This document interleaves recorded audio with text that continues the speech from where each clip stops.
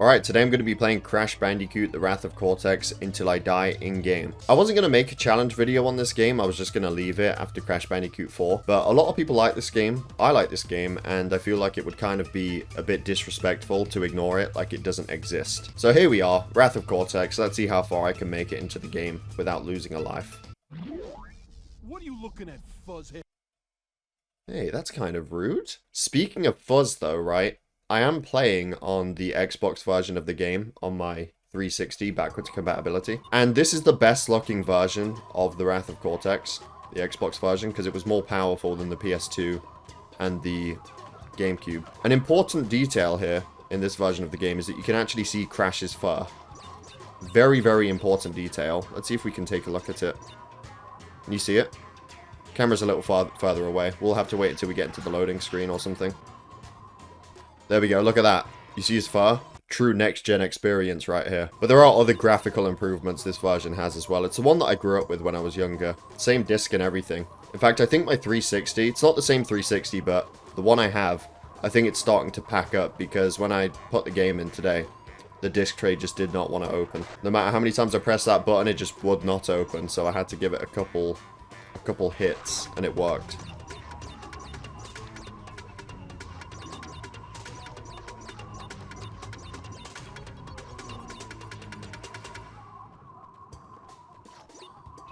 I'll take that. Yeah, I did say this was a much easier Crash game than the others, the trilogy and Crash 4, especially Crash 4. That doesn't really mean I can't die though, you know? In all the other games I've died in a very stupid and easy way. So it could absolutely happen here too. That was kind of my reason why I wasn't going to make a video on this game. And I was like, well, hang on. In Crash 2, I think I failed the most easiest jump in the entire game. There's no reason not to try it here.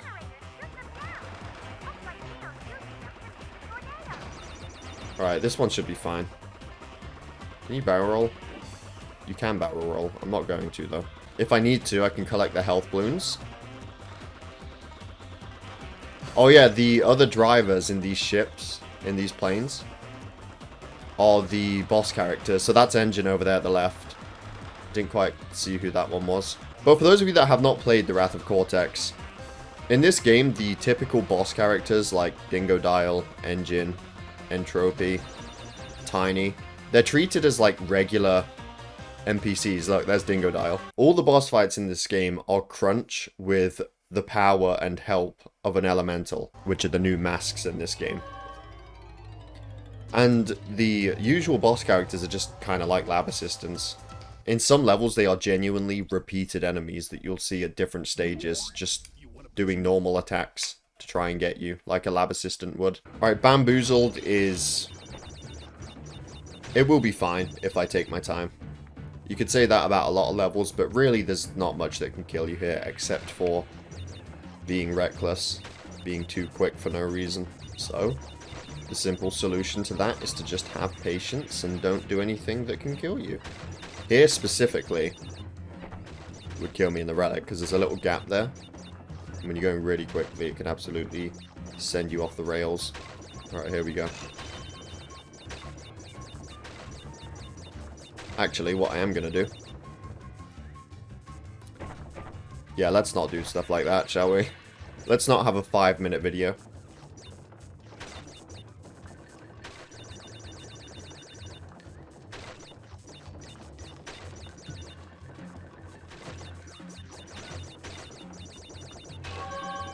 Nice, power crystal.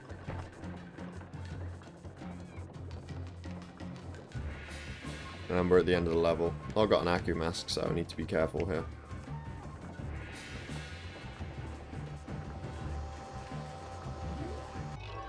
Alright, next up is Wizards and Lizards. Bringing 2 masks into it. Lovely.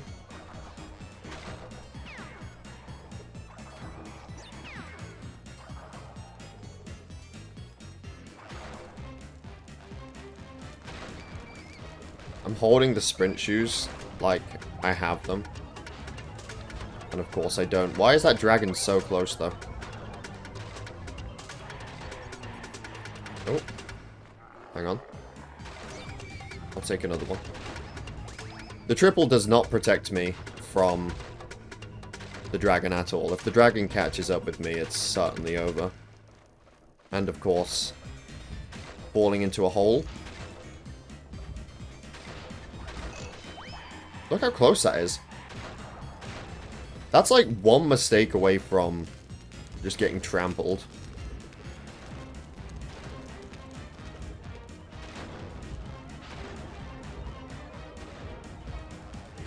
I love this level though, it's one of my favorites in the whole game.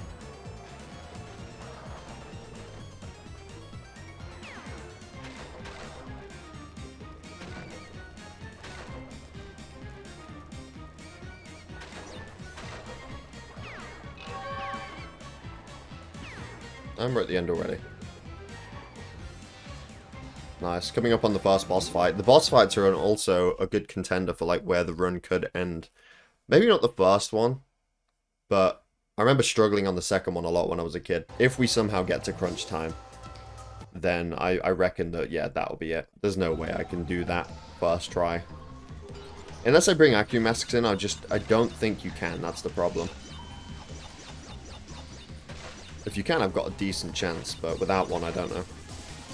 Now, one thing this game has going for it, whether you don't like the gameplay, whatever your problems with this game might be, you cannot argue with the soundtrack. It's one of the best Crash soundtracks. Although then again, a lot of Crash games, even if they are sort of mediocre in terms of gameplay, they do at least have really good soundtracks. But this one is special, specifically. But yeah, this level will be fine as long as I take this bit carefully. Now, I have seen other people do this one life challenge, whether it be in their own videos or people just trying the challenge and then telling me where they get to in my comment section. But I've not seen anyone do it for the Wrath of Cortex yet. I've not seen anybody do it. So I'm hoping there'll be some people that are willing to do this as well. Obviously, this whole thing started a couple weeks ago when Garland the Great did a one life challenge on Crash 1. And then challenged other people to do it as well. But I don't even think he'll be trying it on this game. So it feels a little bit lonely. Nice triple.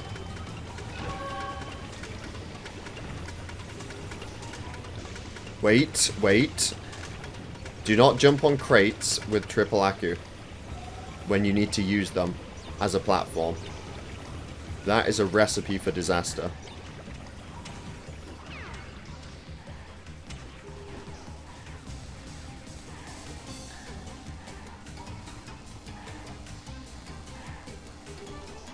Okay, first boss fight.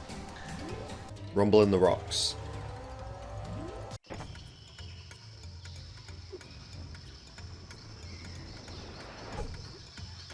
Bit of an interesting boss fight. For anyone that hasn't played the game, I guess I'll explain it real quick. Essentially, there's rocks, and you need to hit them to turn them to your color, and then when you do all of that, it'll take some damage. But he can also turn them to his color, and the whole goal is to just, you know, do it before. If he smashes into you, you take a massive amount of damage, so the goal is to get them all before that happens.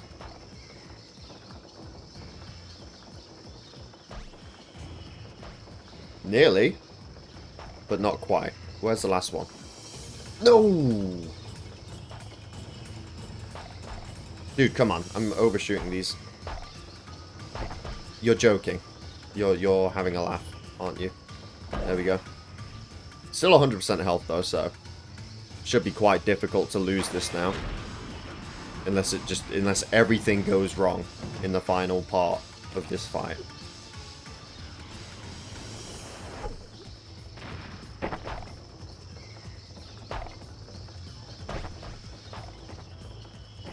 Okay, he's got one. I don't know what happens if he turns all of them. I actually take damage from that. Awesome. Quite a decent... Ooh, not ideal, not ideal. Where's the last one? Quick.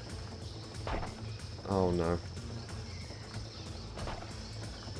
You can wait for them to turn to neutral if you are in that much danger to the point where turning one back will kill you. But anyway, we're fine.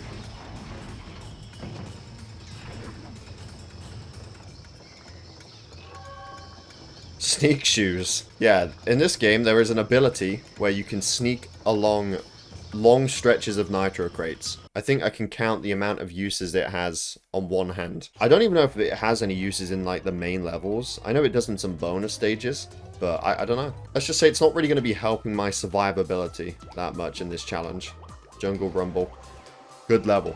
The second half of the level is driving in the Jeep, but in Jungle Rumble the Jeep actually controls quite well. It's in Smokey and the Bandicoot where it controls like complete shit. Like genuinely one of the worst controlled vehicles in a game. The problem with that is that in that level, that again, falling into a ditch will actually take a life away from you, so it will be the end of the challenge. It's a good contender for the end of the challenge for sure, if we get there. That and the next couple boss fights, that's where I'm predicting we'll lose it. Or, let me make a more sensible prediction.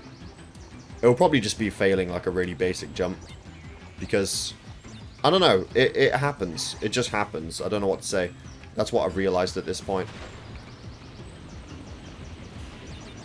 You don't really notice it when playing the games normally because, well, you just respawn and go again. But in this, obviously, it's much more noticeable. Why are they so close? I feel like I'm doing something wrong. I'm not, though, because I would have already died by now. I'm following the Wumpa trail because the Wumpa trail never lies.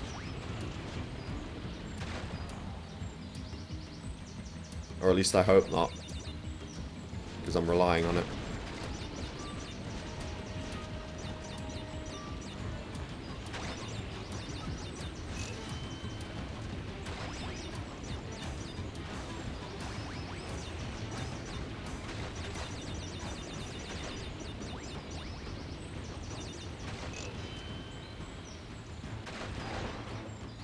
Yay, we did it. Good level. Good level. Next up, we have Seashell Shenanigans. This will be good. This will be good. Aku Aku is so powerful. Probably the most powerful in this game than in any of the other Crash games. Firstly, because you can get invincibility underwater, which you could not do in Crash Warped. It just wasn't a thing. You could not go if you collected 3 masks, nothing happened. But as you can see here, we have invincibility, which will help me get through all the various hazards quite nicely. But there's loads of other things that Aku is good at in this game. That's one thing we've got to watch out for in these levels. The mines that fall from, like, at the very top of the screen or behind scenery sometimes. Really difficult to see.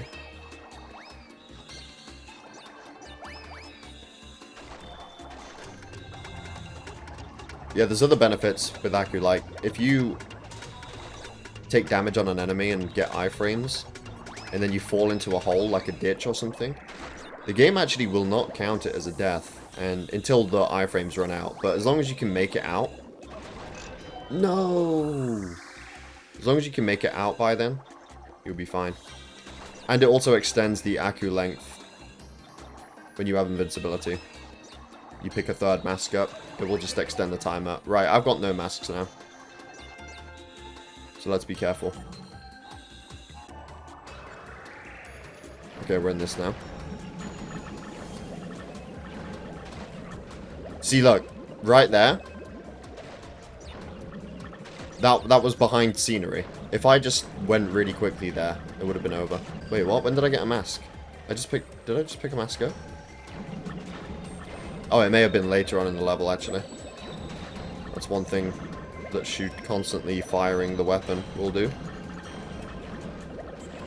Still, though, I'm going to wait for everything.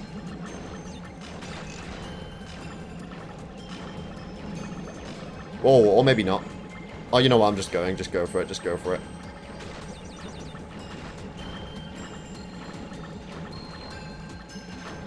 Alright. The tunnel, I'm gonna just drop constant bombs. If anything is in it, it won't be by the time I'm done with it. There's nitro crates. Just take my time, though. Where are we going? That way? No, this way. Yeah, I mean, it's an easy enough level. It's really the other ones, the later levels, that are the serious offenders for the off-scenery and off-screen sort of minds. Yeah, there's some there, but you can see those. It's not a problem if you can see them before you get to them. Up next, Banzai Bonsai. Leave my levels alone! I kind of need to get through them to progress to the next warp room, mate. Coco has this, like, kick ability. I've never really found much use for it. I'm sure there is a use for it. Okay, the depth perception here is a little... it's a little funky. It's a really good level, though. One of the best levels in the game.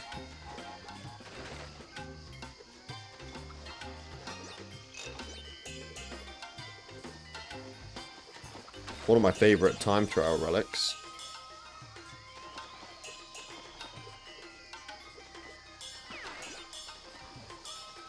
What do they do again? Avoid the fish.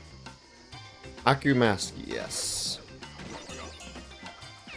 Oh, I nearly lost it immediately.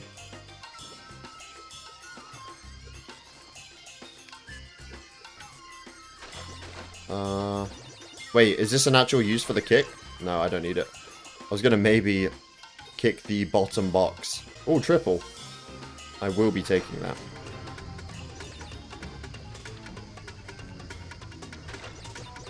Wait, I got caught on a ledge. Gotta be careful of stuff like that.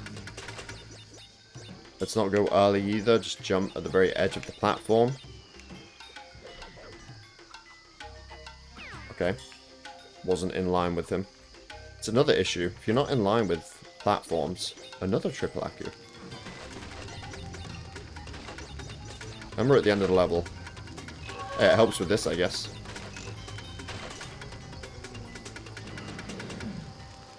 Brilliant. And up next is That Sinking Feeling. Oh god. One of the worst levels in the game. Worst vehicle levels for sure. Don't know what the risk of actually losing the run here is. It's just not a very good level.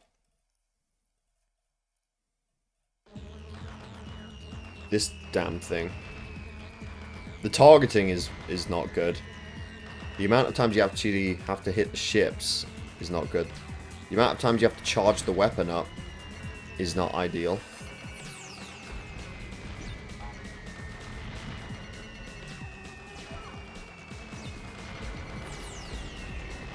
I'm actually going to go grab the balloon because we're losing health.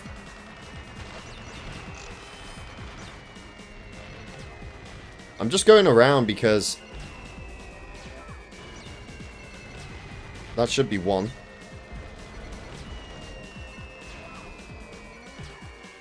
Oh my days. Where's the health balloons?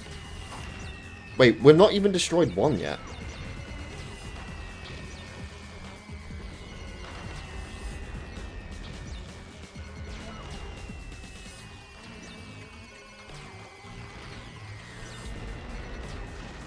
$54%. Go, go, go! Health balloon.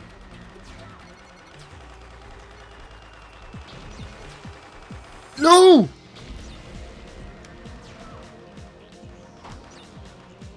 Where's the last fucking ship? There.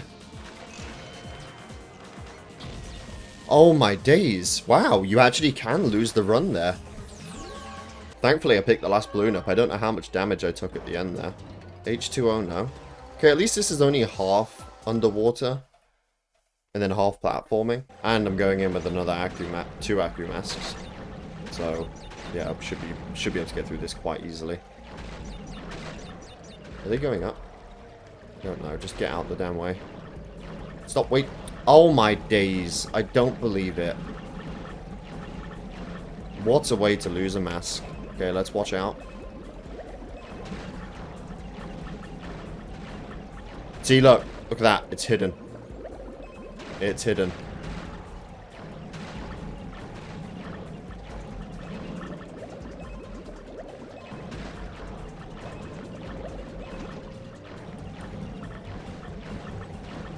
As long as I stay at the top. Just fire everything in my pathway. There's another one.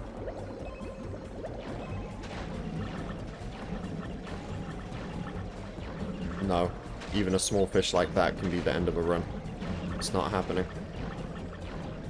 TNTs, get out the way.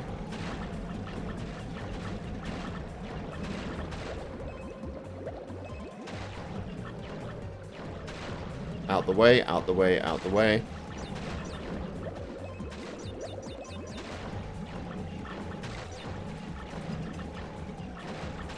Here we go. We're out. We're out. Let's go.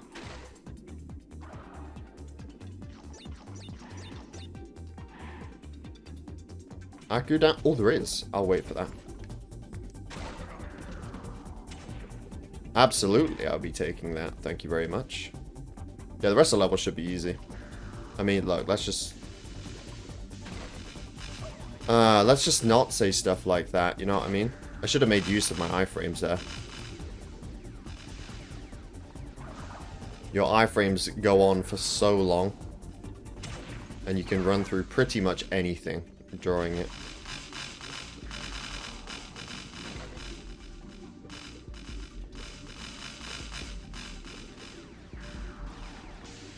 Another Aku.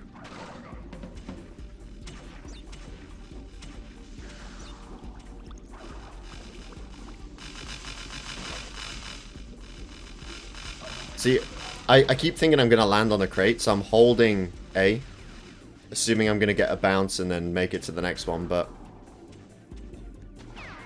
I just end up walking off the edge. No, you don't. No, you absolutely do not. Wait, we're at the end. Actually, no, we're not. Not yet. I think you can walk under these, but I'm going to make use of my sneaking ability and just crouch under them. I know for a fact you can walk under these ones. But, you know, let's play it carefully. Let's play it carefully. Second boss fight time. This is where it does get a little bit funky. Drain damage. I've definitely died a lot in this boss fight in the past. But at the same time, I've also done this first time. First try a lot of times in the past. So I'm going back. Hang on. So let me see what he does. Okay, so the blue ones are just simple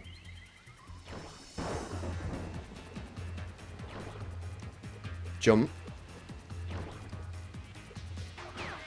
You can kind of see why it's so easy to...